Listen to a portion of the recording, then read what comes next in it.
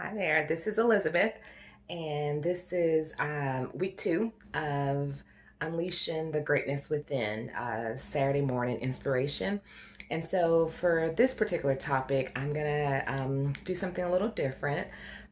Usually, a lot of times that I'm posting information, I am usually really positive on the things that I'm posting from that standpoint. But today, for this particular post, I want to kind of share a little bit more vulnerable side of myself and kind of share with you a little clip of a personal situation that I am going through and that I'm working through on my life coach journey. Um, the area that I want to kind of talk about is being okay with being vulnerable. That particular topic for years was one that was really difficult for me um, to be okay with. I always felt that there was a standard that was placed on me where I had to kind of be at a certain level. And even though I struggle with certain things, I had to kind of walk through those and not really admit to too many of those things. But through my journey, what I've learned is by being honest with the experiences that I've gone through, and as I'm going through them, not necessarily wait until they're already done with, but during the process, that when I'm able to talk about those, to express them, to be okay with sharing those, that it's easier to deal with, that I learn strategies, I get encouraged. It doesn't take me so long to get over things and to move forward. And so I want to share a little bit of that journey with you. This is actually going to be a few part series, and I'll kind of start the very beginning of it just to kind of tell you one of the greatest things for me at this point that's been my journey and what I've been going through has to do with dealing with anxiety. A lot of things that I do in my post or write about or study about in regards to mindfulness had to relate to me personally overcoming some struggles that I had with anxiety. And to the point where the anxiety that I experienced in the past actually came from panic attacks. I used to have several panic attacks from driving.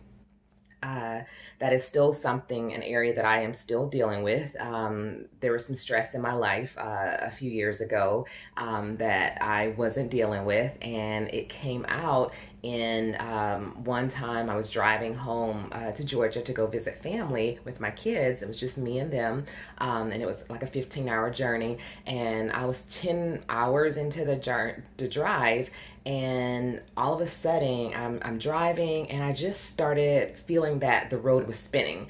It was not a comfortable feeling. The road was spinning. I started panicking. I couldn't control my feet. It felt like I couldn't press the pedal anymore. My hands got numb and I really couldn't control the steering wheel. So I automatically pulled over and I tried to kind of reset and like calm myself down, take a few minutes. But every time I would try to get back on the highway, those feelings would just kind of come back to where it took about 2 hours for me just to get 5 minutes to the next rest stop to pull over and rest for the night. And since that incident happened, uh, in 2009, I had continued to have those issues to the point where it got progressively worse instead of better. And the progressive worse led to me actually kind of avoiding driving highways for quite some time. It was probably a span of a few years where I was not driving on the highway. I would use access roads. I would just not go places. I just kind of stayed small, and my life became small from having these issues with panic attacks and driving. And not too many people knew about it. It's probably a handful of people who knew that I was having these issues because I was a very private person, and just the shame of not wanting others to know what I was going through.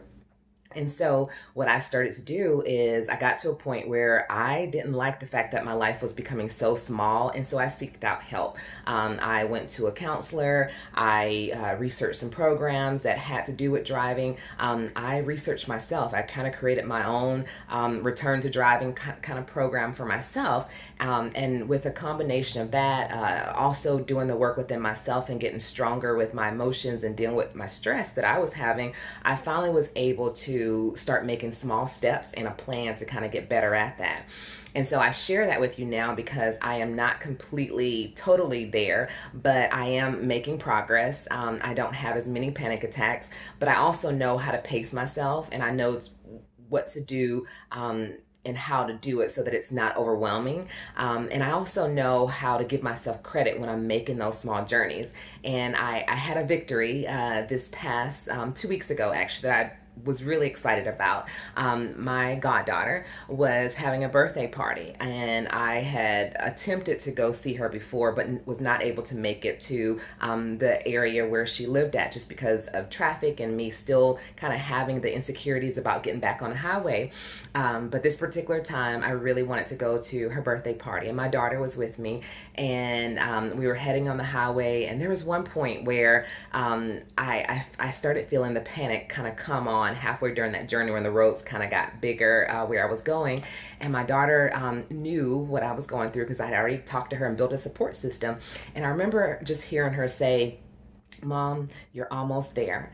And there's just something about being okay with someone else knowing what I was struggling with and having them as my backup. And at that moment, my daughter was my backup. And when I heard that, there was just something in me that said, relax, calm down, you got this. You have to show an example for her, and you've done the work, and now it's time to just show it moving forward.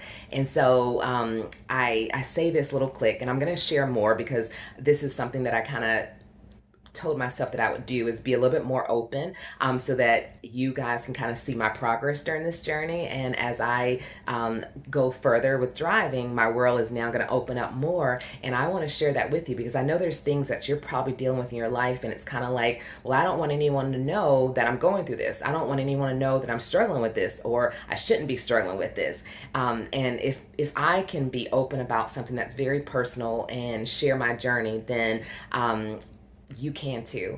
And just a feeling that I had of success from my daughter being that support for me, from her seeing me overcome that, for us getting to where we wanted to go, and then just for myself to know that it is okay. It is okay that I'm not perfect. It's okay that I'm still struggling along this journey. But the thing that stands out the most is that I'm doing it, that I'm taking one step at a time, that I'm making progress, and that I am regaining my life as I help others regain theirs.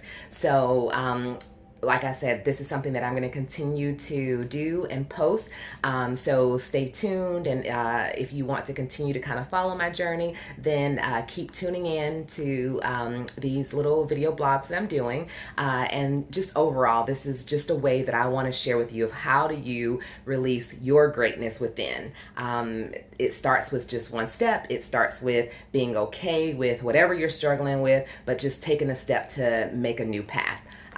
So thank you, and I look forward to doing the next video. Bye-bye.